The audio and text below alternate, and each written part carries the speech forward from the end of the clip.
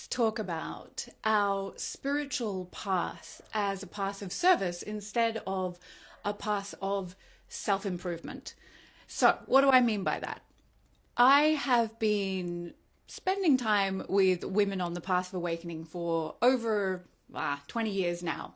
And this same pattern repeats itself a lot. And that is this idea that we're showing up to our spiritual awakening path, whatever that is for us, to fix ourselves, to correct some kind of sin or error or failure, and to bring ourselves back or to meet for the first time a higher truth, a higher part of ourselves. So we come at our spirituality often perceiving ourselves as a problem to be fixed.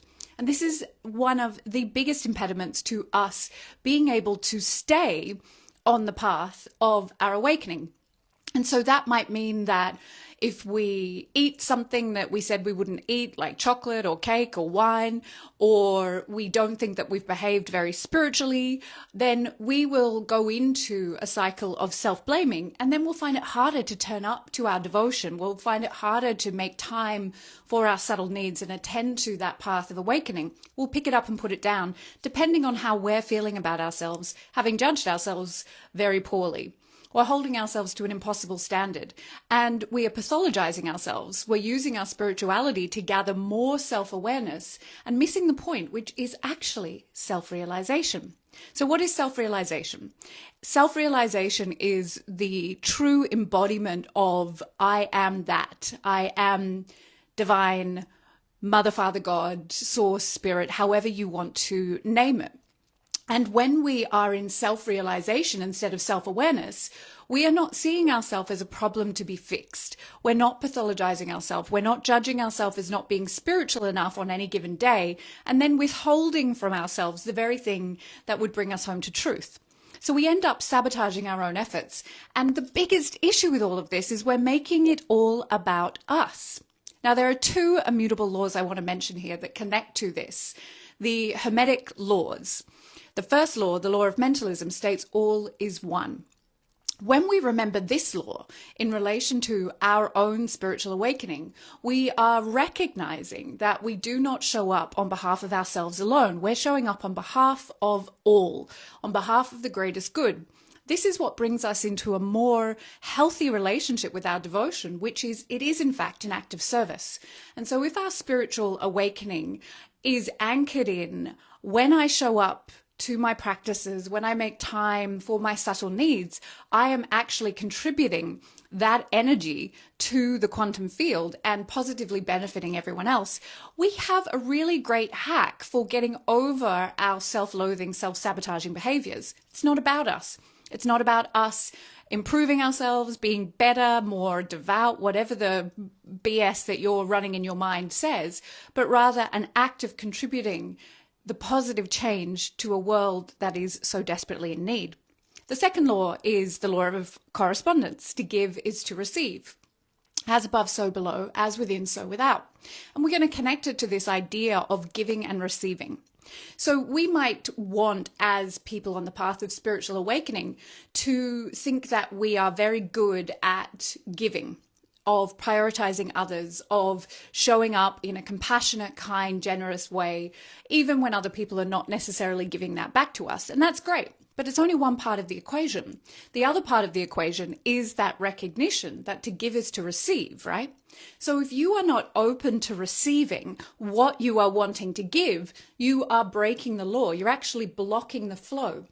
So your gift of giving doesn't have any value. It doesn't reach those that you want to give to in the energetic intention that you set out to do so.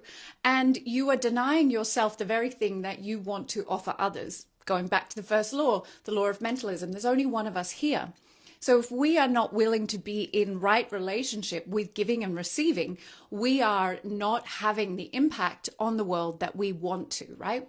And we might find that people misinterpret what we're trying to do for them, or they may have a negative response because we're actually the ones creating this energetic schism.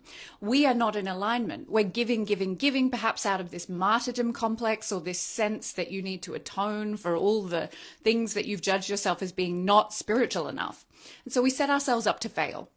So being in service on our path of spiritual awakening, rather than turning up with this idea that we're a problem to be fixed, that our spiritual awakening is some kind of therapy, which it is not, by the way, only working to attain more self-awareness of all our limits, our blocks, our obstacles, and not actually sitting in that seat of self-realization, then we are missing the entire point. Show up to your spiritual practice as an act of service, the greatest act of service that there is, because in a quantum reality, everything is energy, right? So the vibration, the feeling state that we're offering to the collective is far more powerful than you doing a whole bunch of self-sacrificing, martyring acts for someone else, but then denying yourself any reciprocity in that, not opening to receive, not being willing. And that receipt does not need to come directly from the person that you gave to. It is more about understanding that that gift of giving will bring its likeness to you from the universe. It doesn't have to be directly from the person that you have given to.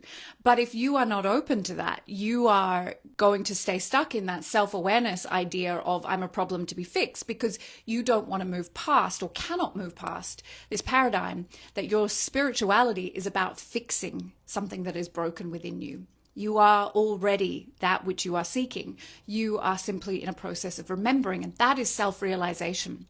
So let's practice these two laws when we are otherwise going to sabotage our efforts or self-shame ourselves. And remember that we are doing this not for ourselves alone, but on behalf of the greatest good. And in every devotion that I lead, or that I lead myself in, I always include this prayer.